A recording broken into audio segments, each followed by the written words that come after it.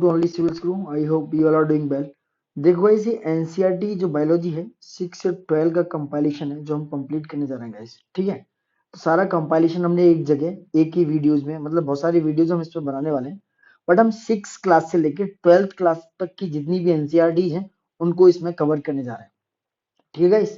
क्योंकि बायोलॉजी में बहुत ज्यादा प्रॉब्लम्स होती है जो साइंस फील्ड से बिलोंग नहीं करते हैं उन स्टूडेंट्स को और बहुत सारे लोगों को, कि कई बार बहुत ज्यादा डीप में क्वेश्चंस पूछ लेता है। बहुत ज्यादा डीप में तो नहीं जाता, बट फिर भी एक ओवरव्यू तो होना चाहिए हमारे पास, ठीक है। तो देखो भाई, स्टार्ट करते हैं। पहला वीडियो, छोटे छोटे वीडियो हम बनाएंगे इसमें, जिससे कि आप अच्छे से इसको कवर कर सको, ठीक है गाइस।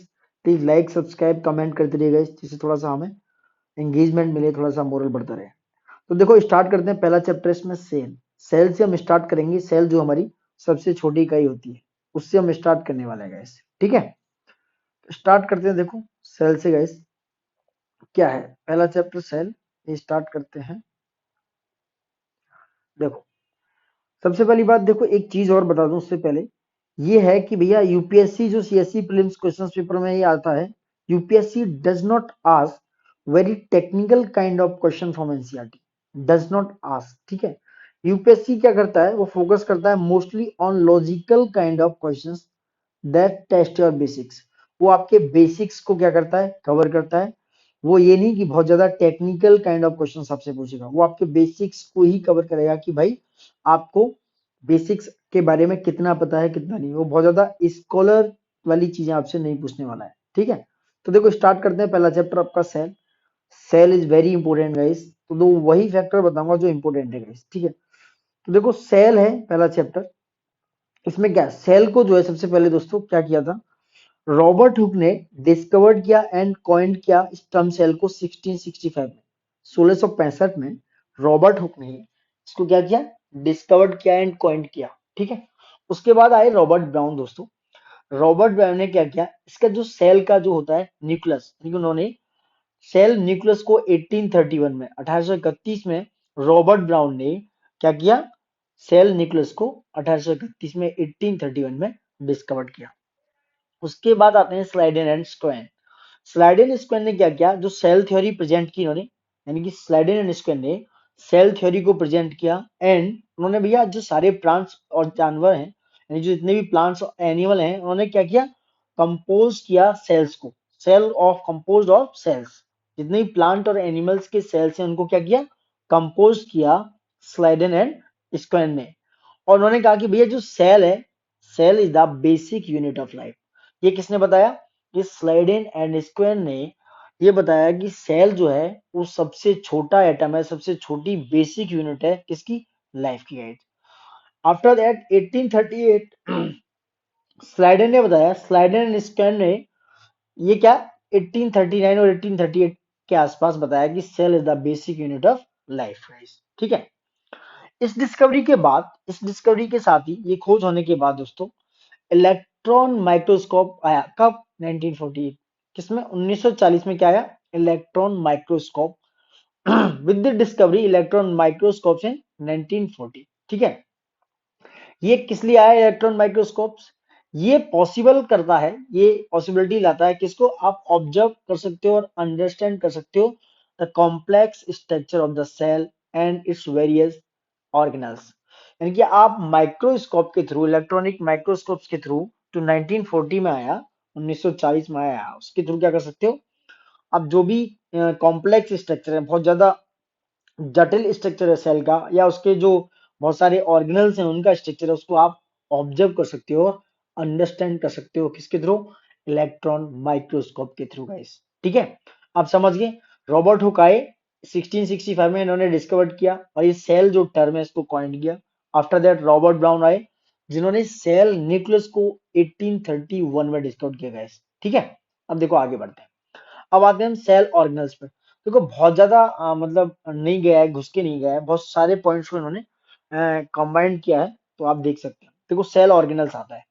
सेल और ऑर्गेनल्स एक्चुअल में क्या है, तो सेल ऑर्गेनल से गाइस ये एक क्या है, एनक्लोज होता है किसके द्वारा, मेम्ब्रेन के द्वारा, यानी कि मेम्ब्रेन के द्वारा सेल ऑर्गेनल्स होता है, वो क्या होता है, एनक्लोज, बंद होता है मेम्ब्रेन के द्वारा। मैं अभी फिगर दिखाऊंगा इसके बारे में। और इसका जो सिग्निफिकेंस है किसका, मैं significance of membranes it can be illustrate with the example of viruses. आप इसको इलस्ट्रेट कर सकते हो किसके साथ, एग्जांपल ऑफ वायरसेस के साथ। जैसे वायरस के आसपास ना एक प्रोटीन का जो आवरण होता है, एक मतलब लेयर होती है उस तरीके से, तो ये उस तरीके का क्या है, इनक्लोज मेम्ब्रेन है, जो क्या है, सेल की इनक्लोज मेम्ब्रेन कहलाता है क्या, सेल ऑर्गेनल्स। ठीक है, ये क्या है, इनक्लोज होता है किसके द्वारा, मेम्ब्रेन के द्वारा। ठीक है, जैसे वायरसेस में क्या होता है, ये वायरसेस होते हैं लैक एनी मेम्ब्रेन, इनकी वायरस में कोई भी मेम्ब्रेन नहीं होती है गाइस। देखो आप फिगर देखो यहाँ पे, फिर मैं बताता हूँ आपको। देखो ये आप देख सकते हो, एक मिनट थोड़ा ऊपर करते हैं, एक मिनट, ये एनिमल सेल है और ये प्लांट सेल, आप देख सकते हो। देखो ये तो एनिमल सेल है और ये प्लांट सेल, ठीक है, आप देख सकते हो यहाँ पे एनिमल सेल है। उसके बाद सबसे पहले देखो कि जो न्यूक्लियस है वो कहाँ है, देखो न्यूक्लियस, ये न्यूक्लियस है, ये अंदर वाला न्यूक्लियस है। उसके जस्ट बाद क्या है, न्यूक्लियर इन्वेलप है। ठीक है, न्यूक्लियर इन्वेलप के बाद आप देख सकते हो बहुत सारे वर्ड्स हैं यहाँ पे, और ये उसके बाद ये है रफ एंडोप्लाज्मिक रेटिकुलम होता है। उसके बाद ये वाला जो है ये साइटोप्लाज्म है, देखो गाइस ये साइटोप्लाज्म, एक मिनट, ये साइटोप्लाज्म है, इसके बाहर क्योंकि रफ एंडोप्लाज्मिक रेटिकुलम के बाहर है साइटोप्लाज्म। उसके बाद ये माइटोकॉन्ड्रिया है इधर। उसके बाद ये राइबोसोम लाइसोसोम होता है इसमें। उसके बाद ये न्यूक्लियस के बाहर ही होता है सेंट्रोइल। उसके बाद होती है ये प्लाज्मा मेम्ब्रेन है। ठीक है, ये जो गोल्जी, ये क्या है, गोल्जी एपरेटस। तो आप पूरा फिगर एनिमल सेल का देख सकते हो। सेम थिंग इज इस प्लांट सेल का है। प्लांट सेल में भी क्या क्या होता है, प्लांट सेल में दोस्तों न्यूक्लियर इन्वेलप होता है, जैसे सेम था, न्यूक्लियस होता है, गोल्जी का एपरेटस होते हैं, एक प्लाज्मा मेम्ब्रेन होती है जस्ट लाइक एनिमल सेल। ठीक है, सेल वॉल होता है, एडजेसेंट सेल वॉल होता है, साइटोप्लाज्म होता है, क्लोरोप्लास्ट होता है।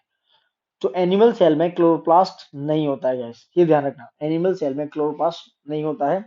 लाइसोसोम भी होता है, स्मूथ एंडोप्लाज्मिक रेटिकुलम भी होता है, रफ एंडोप्लाज्मिक रेटिकुलम भी होता है। तो ये सारी चीज हैं। ठीक है, ये सारी चीज हैं। क्लोरोप्लास्ट होता है ओपन टू शो थाइलिकाइड्स। जो क्लोरोप्लास्ट है प्लांट सेल में वो कब ओपन होता है, ये शो करता है थाइलेकाइड्स के दौरान ओपन होता है। ठीक है, अब देखो समझो, आप देख सकते हो फिगर पूरा देख सकते हो, गोल्जी एपरेटस वगैरह सारी चीजें इसमें। अब देखो सेल ऑर्गेनल्स जो है वो एनक्लोज होता है बाई मेम्ब्रेन। ठीक है, और इसका जो मेम्ब्रेन का सिग्निफिकेंस है वो क्या है, ये इलस्ट्रेट करता है एग्जांपल ऑफ वायरसेस को। ठीक है, एग्जांपल जो वायरस का एग्जांपल है उस तरीके से। ठीक, उसके बाद वायरस में क्या होता है, lack any membranes and hence do not show characteristics of life. यानी कि जो वायरस होता है वो क्या है, उसमें मेम्ब्रेन नहीं होता है, मेम्ब्रेन की क्या होती है, कमी होती है। मेम्ब्रेन की कमी की वजह से गाइस उसमें क्या है, do not show characteristics of life, वो अपनी लाइफ जीवन के लिए कैरेक्टरिस्टिक्स शो नहीं करता है, क्योंकि उसमें क्या है, वायरसेस में मेम्ब्रेन है ही नहीं। सो इसलिए वो क्या करता है, वायरस लिविंग बॉडी में एंटर करता है एंड उसके जो सेल मशीनरी है उसको यूज करके मल्टीपल कर देता है। ठीक है, तो virus enter a living body and use it cell machinery to multiply. आप देख ही रहे हो कोरोना वायरस का दौर चल रहा है, ड्यूरिंग द कोरोना वायरस कोविड-19 भी एक वायरस से आया हुआ है, वायरस से बना हुआ है। तो वो क्या करता है, लिविंग बॉडी में एंटर करता है एंड उसकी जो सेल मशीनरी है उनका यूज करके उनको मल्टीपल करता रहता है। Without leaving body virus can not survive. ठीक है गाइस, अब आगे बढ़ते हैं, आप इतना समझ गए होंगे। तो हमें स्कॉलर नहीं बनना है गाइस, वो छोटी छोटी चीजें हैं जो हमारे लिए इंपॉर्टेंट है कि वायरस में कैसे है। तो वायरस में मेम्ब्रेन नहीं होता है, इसलिए वो क्या कर सकता है, कैरेक्टरिस्टिक्स ऑफ लाइफ, यानी कि लाइफ के लिए, जीवन के लिए उसके पास कोई कैरेक्टरिस्टिक्स नहीं होती है, यानी कि without leaving body virus is dead. ठीक है गाइस, अब आगे बढ़ते हैं। आपने देखा एनिमल सेल और प्लांट सेल। अब आते हैं प्लाज्मा मेम्ब्रेन और सेल मेम्ब्रेन क्या होता है, ये समझो। देखो सेल मेम्ब्रेन जो होता है दोस्तों, सेल मेम्ब्रेन इज क्या है, ये एक is also called the plasma, cell membrane को आप क्या कह सकते हो, प्लाज्मा मेम्ब्रेन भी कह सकते हो। ठीक है, और ये ऑब्जर्व होता है कब, कब देख सकते हो आप इसको, आप तभी ऑब्जर्व कर सकते हो कब, इलेक्ट्रॉनिक माइक्रोस्कोप से ही आप सेल मेम्ब्रेन या प्लाज्मा मेम्ब्रेन को देख सकते हो। विदाउट माइक्रोस्कोपिक आप नहीं देख सकते हो सेल मेम्ब्रेन को गाइस। ठीक है, जो प्लाज्मा मेम्ब्रेन है गाइस, ये आउटर मोस्ट कवरिंग है सेल की। मैंने अभी बताया आपको, ऊपर दिखाया हुआ कि जो प्लाज्मा मेम्ब्रेन है, दोबारा देखो, प्लाज्मा जो मेम्ब्रेन है गाइस, देखो प्लाज्मा मेम्ब्रेन वो आउटर जो है लेयर है, आउटर लेयर जो घेरा हुआ है, ठीक है। देखो ये प्लाज्मा मेम्ब्रेन इस तरीके से, यहाँ पे एक मिनट, ये है प्लाज्मा मेम्ब्रेन, जो ये वाला, ये प्लाज्मा मेम्ब्रेन है प्लांट सेल में। ये आउटर स्पेस है, आउटर स्पेस है जो घेरे हुए कवर की हुए उस सेल को। प्लाज्मा मेम्ब्रेन क्या है, सेल को आउटर मोस्ट कवर किया है, आउटर मतलब बाहर की साइड से कवर किया हुआ है प्लाज्मा मेम्ब्रेन।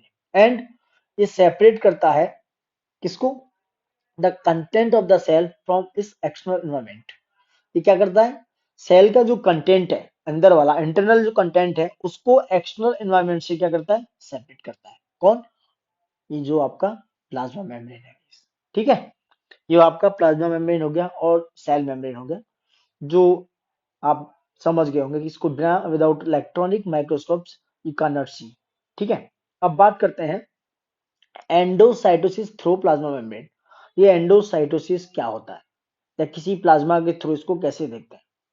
देखो जो प्लाज्मा मेम्ब्रेन है वो फ्लेक्सिबल है गाइस, प्लाज्मा मेम्ब्रेन कैसा है, वो फ्लेक्सिबल है। और ये किससे बना हुआ है, ये ऑर्गेनिक ऑर्गेनिक मॉलिक्यूल से बना हुआ है। कौन कौन से ऑर्गेनिक मॉलिक्यूल्स हैं, ध्यान रखना दोस्त, जो यहाँ पे मैं पॉइंट आउट करता हूँ वो बहुत ज्यादा इंपॉर्टेंट वर्ड है। यानी कि जो प्लाज्मा मेम्ब्रेन है वो फ्लेक्सिबल है, यानी कि आप किसी भी चीज से उस पर अटैक करते हो या कुछ भी करते हो तो वो फ्लेक्सिबिलिटी इतनी है कि वो झेल लेता है, मतलब एक प्रोटेक्शन का काम करता है। तो प्लाज्मा मेम्ब्रेन वो क्या है, फ्लेक्सिबल है। And it is made up of A organic molecules, ये ऑर्गेनिक मॉलिक्यूल से बना हुआ है। कौन कौन से ऑर्गेनिक मॉलिक्यूल्स हैं, that is called lipids and protein. किससे, लिपिड्स मतलब एक तरीके का फैट होता है, और प्रोटीन मतलब जो अमीनो एसिड्स वगैरह से बनते हैं। तो ये उनसे बना हुआ है, लिपिड्स एंड प्रोटीन से बना हुआ है।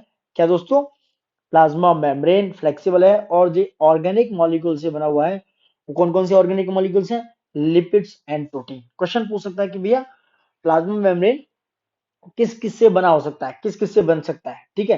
तो ये आप बता सकते हो कि भैया ये लिपिड एंड प्रोटीन से बनता है क्या, प्लाज्मा मेम्ब्रेन, ठीक है guys? अब आगे बढ़ते हैं। तो इसकी जो फ्लेक्सिबिलिटी है सेल मेम्ब्रेन या प्लाज्मा मेम्ब्रेन की, ये क्या है, ये सेल को, जो सेल है उसको अनेबल करती है to engulf in food and other material from its external environment, ठीक है। यानी कि ये पहली बात तो फूड प्रोवाइड कराती है, किसको, enable the cell to engulf in food, food में इंक्लूड करती है। और जो जो बाहरी मटेरियल है, मैंने जैसे बताया एक्सटर्नल जो एनवायरनमेंट है, उससे क्या करती है, प्रोटेक्ट करती है उसको, किसको, इसकी जो फ्लेक्सिबिलिटी है सेल मेम्ब्रेन।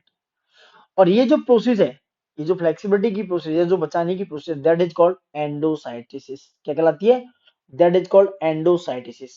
आप कह सकते हो the flexibility of the cell membrane, it enables the cell to engulf in food and other materials from external environment and shape the environment, that is called endocytosis.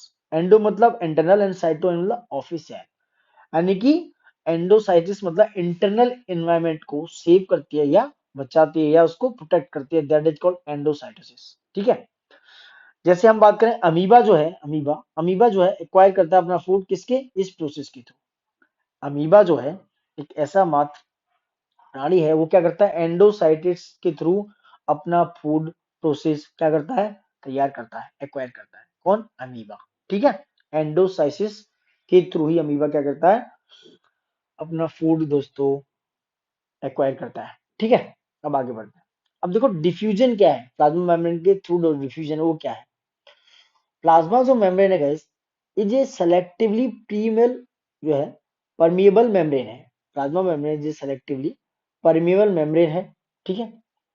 ये porous करती है and allow करती है, मतलब the movement of substance और material both inward and outward. तो जो plasma membrane है, ये मतलब मूवमेंट ऑफ जो सब्सटेंस होता है बाहर जाने का अंदर आने का, ये अलाउ करती है, चाहे वो इनवर्ड हो, बाहर की तरफ, अंदर की तरफ आ रहा हो या बाहर की तरफ आ रहा हो।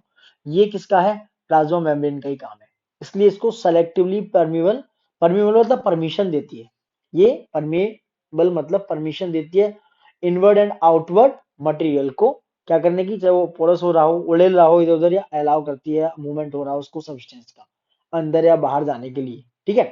तो ये क्या कहलाती है, ये इसका एक डिफ्यूजन हो गया कि ये जो सेलेक्टिवली परमेल मेम्ब्रेन है वो क्या करती है, इनवर्ड एंड आउटवर्ड सब्सटेंस का मूवमेंट को अलाउ करती है, ठीक है। अब समझो कुछ सब्सटेंस हैं लाइक कार्बन डाइऑक्साइड और ऑक्सीजन। मैं उनकी बात करूं, कार्बन डाइऑक्साइड ऑक्सीजन वो क्या करते हैं, वो मूव कर सकते हैं across the cell membrane by process called diffusion. Question पूछ सकता है कि भैया डिफ्यूजन के थ्रू या सेल मेम्ब्रेन में कौन से प्रोसेस के थ्रू कौन कौन से जो मतलब सब्सटेंस है वो मूव कर सकते हैं या फिर क्या कर सकते हैं, आर पार जा सकते हैं। तो वो है carbon dioxide, sorry carbon dioxide and oxygen. वो क्या कर सकते हैं, सेल मेम्ब्रेन के अक्रॉस मूव कर सकते हैं।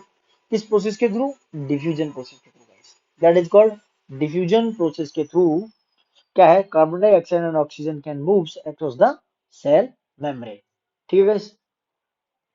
और जो डिफ्यूजन है ये गाइस, ये बहुत इंपॉर्टेंट रोल प्ले करता है किसमें, गैसियस एक्सचेंज के में, यानी कि गैसियस एक्सचेंज, गैसों का एक्सचेंज में, एक्सचेंज होने में गैसों के, ये बहुत इंपॉर्टेंट रोल प्ले करता है डिफ्यूजन गाइस, किसके, बिटवीन द सेल, सेल्स के बीच में। कैसे, ये क्या करता है ना कि जो exchange, gaseous exchange between the cell as well as the cell and its external environment. ठीक है, ये जो क्या करता है, गैसियस एक्सचेंज में बहुत इंपॉर्टेंट रोल करता है सेल एंड उसका जो एक्सटर्नल एनवायरनमेंट है उसके बीच में। ठीक है, अब आते हैं, हम एडिशनल रीडिंग की बात कर लेते हैं, ये क्या क्या है इंपॉर्टेंट होगा गाइस, ये पूछ लेता है, आता है ये यूपीपीसीएस में डायरेक्ट क्वेश्चन आया था। भैया खीरा, अभी रिसेंटली की बात कर रहा हूँ, अगर खीरे पर नमक डाल दो तो वो किस प्रोसेस के थ्रू होता है, ठीक है बताइए आप। तो देखो, ये है diffusion, osmosis and reverse osmosis क्या है, अब समझो, सॉल्यूशन देता। केमिस्ट्री में देखा जाए तो सॉल्यूशन क्या है, अगर कोई होमोजीनियस मिक्सचर है, यानी कि एक समान मिक्सचर है, वो कंपोज होता है टू और मोर सब्सटेंस, यानी कि दो और अधिक सब्सटेंसेस को कंपोज किया जाता है, एक सॉल्यूशन है अगर वो होमोजीनियस यानी कि समान मिक्सचर है। इस मिक्सचर में अगर देखा जाए, किसी भी सॉल्यूट को या किसी भी सब्सटेंस को डिजोल्व कर दिया जाए इन अनदर सब्सटेंस, तो वो क्या कहलाएगा, सॉल्वेंट। ठीक है, कह रहे हैं a solute is a substance dissolve in another substance known as solvent. मतलब आपने इस जो डिजोल्यूशन में या इस जो होमोजेनियस मिक्सचर है या इस जो सॉल्यूशन है, इसमें कोई भी अनदर सब्सटेंस को ऐड कर दिया, मिला दिया, सॉल्यूट कर दिया, तो क्या कहलाएगा, सॉल्वेंट कहलाएगा। ठीक है, जैसे नमक पानी का घोल मान लो, उसमें आपने चीनी मिला दिया, चीनी क्या हो गया दोस्तों, सॉल्वेंट हो गया। जैसे सॉल्ट वाटर में, salt is the solute and water is the solvent, ऐसे इस तरीके से देखो। एग्जाम्पल है, अगर सॉल्ट वाटर है, सॉल्ट वाटर में देखा जाए कि सॉल्ट क्या है, सॉल्ट तो गाइस क्या है, सॉल्यूट है, मतलब सॉल्ट है, सॉल्यूट, बट वाटर इसमें क्या है, सॉल्वेंट, क्योंकि वाटर को एडिशनली इसमें मिलाया गया है, तो ये क्या हो गया, वाटर सॉल्वेंट हो गया। सॉल्ट वाटर में सॉल्ट सॉल्यूट हो गया, वाटर क्या है, सॉल्वेंट हो गया। ठीक है, अब आगे बढ़ते हैं डिफ्यूजन। डिफ्यूजन समझो, देखो diffusion is a spontaneous movement है ये, किसी भी सब्सटेंस का, यानी कि स्पॉन्टेनियस हो जाता है ये मूवमेंट, चाहे वो फ्रॉम एन एरिया, चाहे हाई कंसंट्रेशन एरिया से लो कंसंट्रेशन एरिया की तरफ हो। वो क्या है, मैक्सिमम एक हाई कंसंट्रेशन एरिया से लो कंसंट्रेशन एरिया की तरफ क्या है, कंसंट्रेट करता है। ठीक है, एक मूवमेंट करता है, किससे, हाई की तरफ से लो की, हाई की साइड से लो साइड पे ये क्या करता है, मूवमेंट करता है। ठीक है, that is called diffusion. But diffusion is a spontaneous movement of a substance from an area of high concentration to an area of low concentration. That is called diffusion. देखो आप देख सकते हो इस तरह की प्रोसेस, डिफ्यूजन में आप देख सकते हो, देखो ये इस तरीके से है, ये जा रहा है, ये हाई कंसंट्रेशन है, ये लो कंसंट्रेशन की तरफ मूव कर रहा है। ठीक है, इस तरीके से, सेम ऐसे ही ये है, इस तरीके से आप देख सकते हो। ठीक है, दैट इज कॉल्ड डिफ्यूजन। जैसे डिफ्यूजन जो है, ये क्या होता है, इस through a permeable membrane move से सब्सटेंस जो सॉल्यूट कहलाता है from a region of high solute concentration, जैसे हाइपरटोनिक सॉल्यूशन है, to a region where is concentration is low, यानी कि हाइपोटोनिक, जो कंसंट्रेशन इज लो है वो कहलाएगा हाइपोटोनिक सॉल्यूशन, और जहां पे हाई सॉल्यूशन कंसंट्रेशन है वो कहलाएगा हाइपरटोनिक सॉल्यूशन। ठीक है गाइस, तो ये क्या है, डिफ्यूजन किसके, परमिएबल मेम्ब्रेन के थ्रू होता है, एक सब्सटेंस का, एक सॉल्यूट का, हाई की तरफ से लो की साइड। ठीक है, अब देखो यहाँ पे देखो एक बार, ये डिफ्यूजन थ्रू ए मेम्ब्रेन है, ये क्या हाई कंसंट्रेशन है इधर, तो यहाँ से लो कंसंट्रेशन, ये सेल मेम्ब्रेन है, ये जो लाइन आप देख रहे हो, तो सेल मेम्ब्रेन के थ्रू गया, ये सॉल्यूट है। सॉल्यूट मतलब जैसे वाटर, नमक का पानी है, वाटर है, उसमें क्या है, जो नमक है वो सॉल्यूट है, तो सॉल्यूट क्या है, हाई कंसंट्रेशन से लो कंसंट्रेशन की तरफ जाएगा थ्रू डिफ्यूजन, थ्रू मेम्ब्रेन। क्या, the process of diffusion through a membrane, that is called diffusion. अब यहाँ पे भी देख सकते हो, जैसे यहाँ देखो, ये कैपिलरी ब्लड फ्लो है।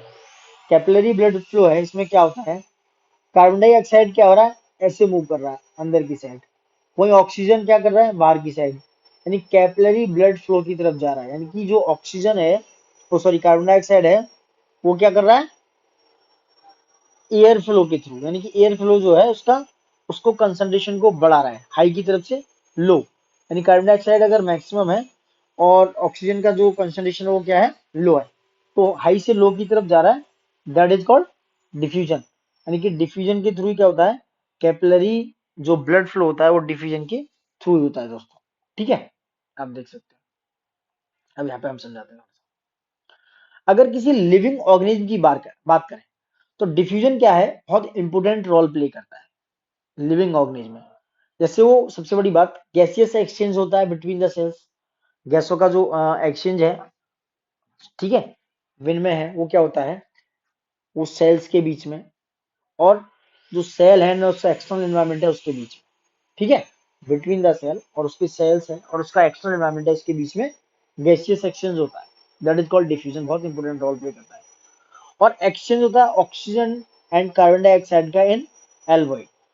ये एल्वोइल की जो थ्रू क्या होता है, ये ऑक्सीजन एंड कार्बन डाइऑक्साइड का क्या होता है, एक्सचेंज होता है। गाइस पीसीएस में डायरेक्ट क्वेश्चन आया था कि भाई जो एक्सचेंज ऑफ गैस होता है, गैसियस एक्सचेंज किस किस के बीच होता है, बहुत सारे लोगों ने गलत किया, इसका आंसर एल्वोइल था बहुत सारा। ये क्वेश्चन गलत हो गया था बहुत सारे लोगों का। तो exchange of oxygen and carbon dioxide in alveoli, that is called exchange of gas. यानी गैस का जो एक्सचेंज है, चाहे ऑक्सीजन एंड कार्बन डाइऑक्साइड का, वो किस में होता है, वो होता है एल्वोइल में होता है गैस। ठीक है, ये क्या एल्वोइल होते क्या है ये समझो।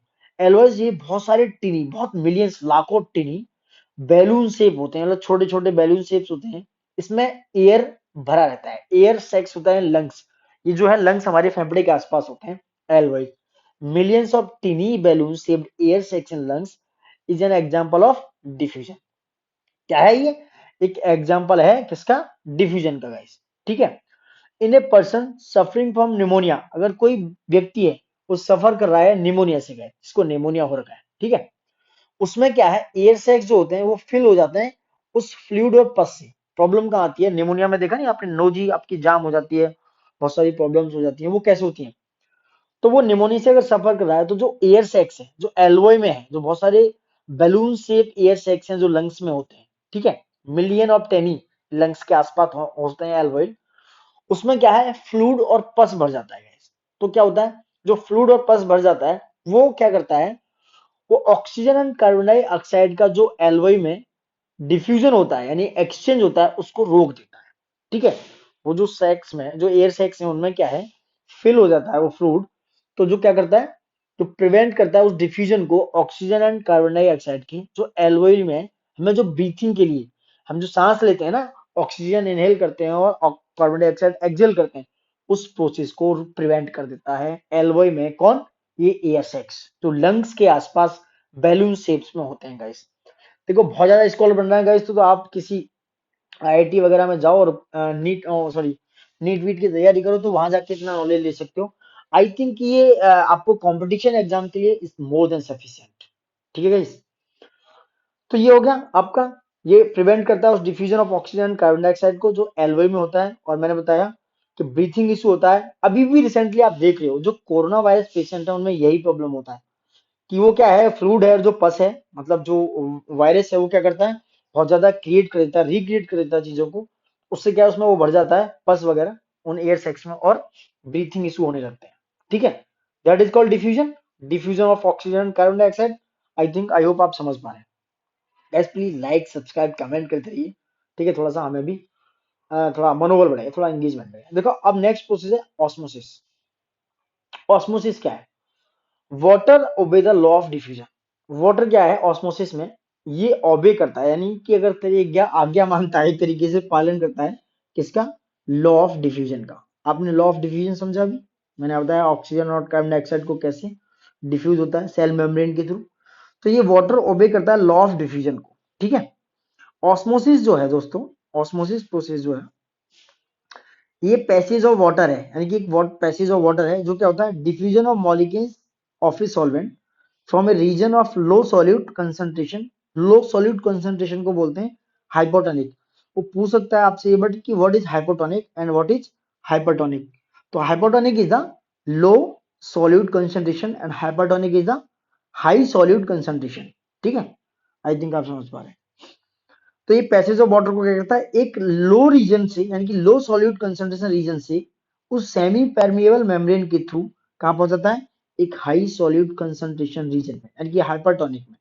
अगर हम बात करें ऑस्मोसिस, वाटर का वो प्रोसेस है जब वाटर को इस तरीके से पास करता है इसके उन मॉलिक्यूल्स ऑफ सॉल्वेंट के थ्रू, किसके डिफ्यूजन के थ्रू, उस लो सॉल्यूट कंसंट्रेशन से किसकी तरफ यानी कि हाइपोटोनिक से किसकी तरफ, हाइपरटोनिक की तरफ, किसके through, a semi permeable membrane के through guys, that is called osmosis. समझ गया, that is called osmosis. Hypotonic से एक सेमी परमिबल मेम्ब्रेन के थ्रू एक हाइपरटोनिक की तरफ जाना, मूव करना, यानी उस डिफ्यूजन प्रोसेस को चालू करना या पैसेज ऑफ वाटर का जाना ऑस्मोसिस कहलाता है। क्या कहलाता है, ऑस्मोसिस कहलाता है। अब जो सेमी परमिबल है उसका मतलब समझो क्या है। सेमी परमिबल मतलब होता है वो मेम्ब्रेन जो अलाउ करेगी क्या, कुछ स्मॉल मॉलिक्यूल्स को, छोटे छोटे मॉलिक्यूल्स को और उन आयंस को जो पास होते हैं किसके थ्रू, किसके थ्रू पास होते हैं, acts as a barrier to large molecules और डिजॉल्व सब्सटेंस। जो लार्ज मॉलिक्यूल्स का एज ए बैरियर काम करते हैं, यानी as a barrier large molecules का काम करते हैं एंड डिजोल्व करते हैं उस सब्सटेंस को, that is called semi permeable. ठीक है, अब देखो यहाँ समझो ये सेमी परमिएबल मेम्ब्रेन की बात हो रही है, समझो यहाँ ये सेमी परमिएबल मेम्ब्रेन है, ये समझो प्रोसेस। देखो ये सेमी परमिएबल मेम्ब्रेन जो रेड रेड में दिख रही है ये हाई कंसंट्रेशन है और ये लो, यानी कि आपके क्या है, हाइपोटोनिक है और ये सॉरी ये हाइपरटोनिक है, ये हाइपोटोनिक है। और ये इस तरीके से ये भी हाइपरटोनिक है, ये हाइपो है लो कंसंट्रेशन और ये हाइपरटोनिक यानी कि ये हाई कंसंट्रेशन है, हाइपर मतलब हाई। तो कैसे ये सेल मेम्ब्रेन काम कर रही है आप देख सकते हो, इस तरीके से ये ऐसे जा रहा है, ठीक है ऐसे। ये सेल सेमी परमिएबल मेम्ब्रेन है, ये क्या है, membrane will allow small molecules and ions to pass through it but acts as a barrier to large molecules और डिजॉल्व सब्सटेंस। ठीक है, ये उस तरीके से सेमी परमिएबल मेम्ब्रेन काम करती है। अब देखो डिफ्यूजन समझो और ये ऑस्मोसिस, इनका थोड़ा डिफरेंस समझो। तो डिफ्यूजन क्या है, ये सॉल्यूट करता है उस मॉलिक्यूल्स को एंड मूव करता है हाई टू लो कंसंट्रेशन। ठीक है, देखो डिफ्यूजन और ऑस्मोसिस एक दूसरे के अपोजिट है guys, ये समझो। यानी कि डिफ्यूजन में क्या है, ये high to low concentration move करता है और वहीं ऑस्मोसिस में क्या है, ये लो टू हाई सॉल्यूट का कंसंट्रेशन उसमें क्या करता है, सॉल्वेंट जो है मूव करता है guys। ठीक है, अब जैसे सॉल्यूट मॉलिक्यूल्स है एंड सॉल्वेंट, जो सॉल्वेंट मॉलिक्यूल्स है, जैसे इसमें वाटर, ये रेड कलर से अगर वाटर को नमक समझो, वाटर सॉल्ट समझो, और जो ब्लू है वो वाटर। तो वाटर क्या हो गया, सॉल्वेंट हो गया एंड सॉल्यूट क्या हो गया इसमें, नमक। तो ये हाई सॉल्यूट कंसंट्रेशन से कहाँ जा रहा है, लो की तरफ जा रहा है। ठीक है, कहाँ की तरफ जा रहा है, हाई टू लो कंसंट्रेशन जा रहा है। देखो ये डिफ्यूज इवेंटली इक्विलिब्रियम सिस्टम है, ये है डिफ्यूजन आपका हाई से लो की तरफ। ऑस्मोसिस में क्या होता है, ये थ्रो सेमी परमेबल मेम्ब्रेन, ये लो से हाई की तरफ जाता है, इस तरीके से लो से हाई की तरफ ऐसे जा रहा है। ठीक है ऐसे, ठीक है, लो सोल्यूबल कंसंट्रेशन से हाई सोल्यूबल कंसंट्रेशन की तरफ जा रहा है एंड उसके बाद सेम कंसंट्रेशन हो जा रहा है तो वो इक्विलिब्रियम सिस्टम बन जा रहा है। ठीक है, that is called osmosis process. समझ गए, आई होप समझ पा रहे हैं। तो जो ऑस्मोसिस है वो क्या है, एक स्पेशल केस है डिफ्यूजन का through a selective permeable membrane, लेकिन डिफ्यूजन का एक स्पेशल केस है जो सेलेक्टिव परमेबल मेम्ब्रेन के थ्रू होता है। अगर वहीं बात करें यूनिसेल्युलर फ्रेश वाटर ऑर्गेनिज्म की, अगर यूनिसेल्युलर फ्रेश वाटर ऑर्गेनिज्म है और बहुत सारे प्लांट सेल्स जो हैं वो क्या करते हैं, intend to gain water through osmosis. ठीक है, वो ऑस्मोसिस के थ्रू ही, ऑस्मोसिस के थ्रू मतलब लो सॉल्यूट कंसंट्रेशन से हाई सॉल्यूट कंसंट्रेशन की तरफ मूव करता है, यानी कि हाइपोटोनिक से हाइपरटोनिक की तरफ। तो बहुत सारे यूनिसेल्युलर फ्रेश वाटर ऑर्गेनिज्म और बहुत सारे प्लांट सेल्स वो क्या करते हैं, वो ऑस्मोसिस के थ्रू ही वाटर गेन करते हैं। किसके थ्रू, ऑस्मोसिस के थ्रू। ये वेरी इंपॉर्टेंट बात है गाइस।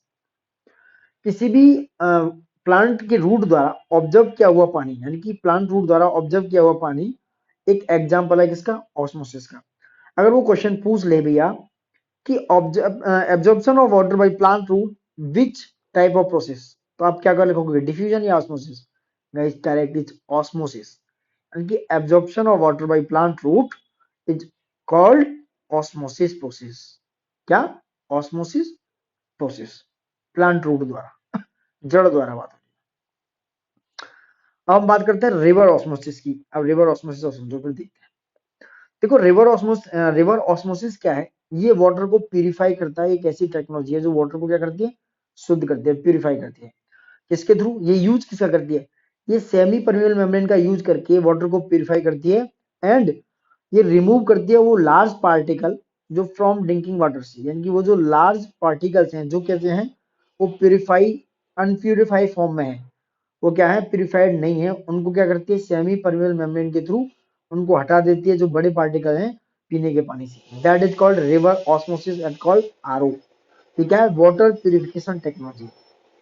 और जो रिवर ऑस्मोसिस है ये अप्लाइड होता है एंड अप्लाइड प्रेशर है, ये एक तरीके का, यानी applied pressure is use to overcome osmotic pressure. किसको? ऑस्मोटिक प्रेशर को ओवरकम करने के लिए रिवर ऑस्मोसिस का एक अप्लाइड प्रेशर है। एंड ये क्या करता है, pure water flow from a region of high solute concentration यानी कि hypertonic through a semi permeable membrane to a region of the low solute concentration है हाइपरटोनिक। यानी कि जो रिवर ऑस्मोसिस प्रोसेस है गाइस, ये क्या करती है, प्योर करती है वाटर को। कैसे? वो होता है हाई सॉल्यूट कंसंट्रेशन हाइपरटोनिक से हाइपोटोनिक की तरफ थ्रू क्या करता है, सेमी परमेबल मेम्ब्रेन के थ्रू क्या करता है, मूव करता है एक रीजन से हाई से लो की तरफ। वो प्योर वाटर का फ्लो होता है हाई कंसंट्रेशन से लो कंसंट्रेशन की तरफ। तो उसमें जितने भी लार्ज पार्टिकल्स हैं उनको क्या कर देती है, सेमी परमेबल मेम्ब्रेन उनको क्या कर देती है, प्रिवेंट कर देती है, उनको प्रोहिबिट कर दिया, रोक देती है। तो पानी रिवर ऑस्मोसिस के थ्रू क्या होता है, प्योर वाटर फ्लो होता है गाइस। ठीक है, that is called river osmosis process. ठीक है, अब देखो आगे बढ़ते हैं। रिवर ऑस्मोसिस समझो ये क्या है। देखो रिवर ऑस्मोसिस का पूरा एक फिगर है। ये सॉल्ट वाटर है, ये फ्रेश वाटर। देखो सॉल्ट वाटर को एक प्रेशर दिया, प्रेशर आया, इसमें बताया कि ये अप्लाइड होता है एक प्रेशर। जो सॉल्ट मॉलिक्यूल्स हैं, ठीक है, वो जो सॉल्ट के बड़े बड़े मॉलिक्यूल्स हैं, उसमें देखा ना जो हाइपरटोनिक मॉलिक्यूल्स हैं, वो क्या करते हैं, इस ये जो जो येलो कलर है, ये से एक परमेबल मेम्ब्रेन है, सेमी परमेबल मेम्ब्रेन है ये, एक लेयर है इस तरीके से। तो वो क्या करते हैं, रिवर ऑस्मोसिस में एक प्रेशर पड़ा, यानी कि एयर प्रेशर आया। तो प्रेशर पड़ने के बाद क्या हुआ, उस पे सॉल्ट मॉलिक्यूल्स जो बड़े बड़े हैं वो उस सेमी परमेबल मेम्ब्रेन में क्या करेंगे, मूव नहीं कर पाएंगे। किधर? हाइपोटोनिक की तरफ, जहां लो कंसंट्रेशन है। तो लो कंसंट्रेशन में जो वाटर के मॉलिक्यूल्स हैं वही जा पाएंगे। तब लो कंसंट्रेशन में गाइस वाटर के मॉलिक्यूल्स ही सेमी परमेबल मेम्ब्रेन के थ्रू जा पाएंगे, निकल पाएंगे। तो वहां से क्या होगा, वहां से क्या मतलब प्रोहिबिट होगा, प्रिवेंट क्या होगा, तो वहां से सॉल्ट वाटर के जो बड़े बड़े मॉलिक्यूल्स है ना सॉल्ट के, वो जो सॉल्ट मॉलिक्यूल्स हैं वो क्या हो जाएंगे, स्टॉप हो जाएंगे, वो रुक जाएंगे। कहाँ?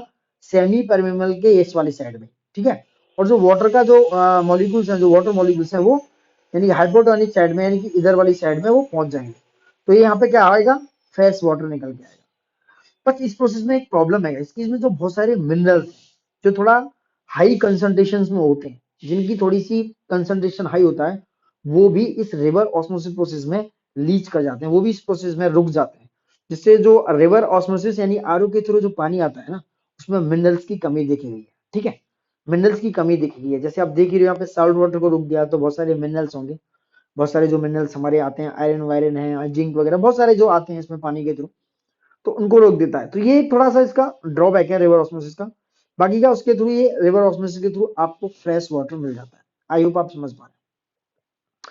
ठीक है, ये भी देख लो एक तरीके से। देखो जो वाटर है वो सॉल्वेंट है, इस पे एक ऑस्मोटिक प्रेशर पड़ा गया, इस ये कंसंट्रेटेड सॉल्यूशन है, ये इधर इधर तरीके से, यहाँ पे एक हाई कंसंट्रेशन है इस पे।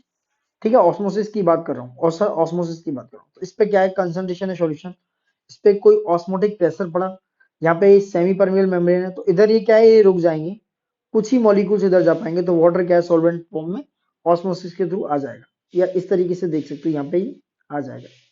रिवर ऑस्मोसिस में उल्टा है गाइस। ठीक है, यहाँ एक्सटर्नल प्रेशर पड़ता है बाहर की साइड से आरओ में, और ये जो मॉलिक्यूल्स हैं यहाँ सेमी परमेबल के थ्रू जा नहीं पाएंगे, और यहाँ पे फ्रेश वाटर मिल जाएगा आपको। That is called river osmosis. ठीक है, तो गैस यहीं तक रहने देते हैं, बहुत ज्यादा लंबे वीडियोज में बनाते हैं हम, आगे देखेंगे सेल वॉल क्या है नेक्स्ट वीडियो में। तो thank you for watching it, देखते रहिए प्लीज गाइस, लाइक सब्सक्राइब करते रहिए।